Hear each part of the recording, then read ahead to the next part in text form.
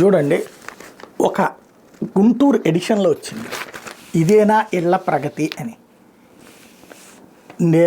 టోటల్గా జిల్లాకి మంజూరు చేసిన ఇళ్ళు 73,804, నిర్మాణాలు ప్రారంభించిన 71,785, నిర్మాణాలు పూర్తయిన 23,117, పునాది నుంచి స్లాబ్ వరకు ఈ దశల్లో ఆగిపోయినటువంటి 14,614, నిర్మాణం ప్రారంభం కానీ 2019. కానీ ప్రజల్ని ఎంత మోసం చేసింది మీడియా ఇంతవరకు?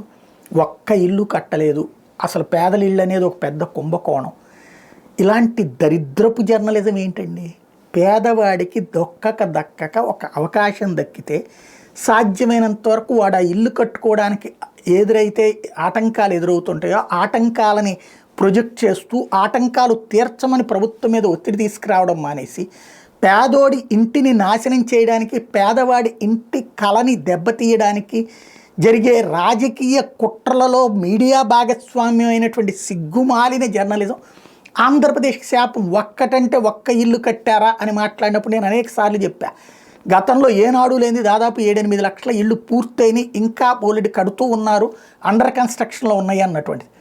అంతకంటే బాగా ఇస్తామని చెప్పి ఫైనల్గా ఇప్పుడు చూడండి, ఒక్క గుంటూరు జిల్లాలోనే 23,107 ఇళ్ళు పూర్తయిపోయినాయి. టోటల్గా కేటాయించింది 73,804 అంటే అందులో 71,785 ప్రారంభించారంటే ఏంటి? వాళ్ళు ఎంత ఆశతో ఉన్నటువంటిది. అందులో ఆల్రెడీ 23,107 మంది పూర్తి చేసేసుకున్నారంటే ఎంత గొప్ప విశేషం. ఇంకా కట్టకుండా మానేసిన వాళ్ళు కేవలం 2019. మేబీ అది బేకార్ అయి ఉండొచ్చు, లేదంటే కనుక అంటే తప్పుడు పేరుతో తీసుకున్న వాళ్ళు అయి ఉండొచ్చు, లేదా పాపం వాళ్ళు శాంతం పేదరికంలో అసలు రూపాయి కూడా పెట్టుబడి పెట్టలేని వాళ్ళు అయి ఉండొచ్చు. ఏం చేయాలి మనం? తోడు నిలబడాలి వాళ్ళకి. అట్లాగే ఈ మధ్యలో వివిధ దశల్లో ఆగిపోయినటువంటి దానికి వెనకాల ఉన్నది రాయాలి. అది కాకుండా జగన్ ఇవ్వడం మూలంగా నాశనం అయ్యాడు. పేదవాడికి ఇల్లు ఇవ్వడం అనేది చాలా గొప్ప. స్థలం ఇచ్చి ఇల్లు కట్టిస్తే దేవుడిగా చూసుకుంటారు.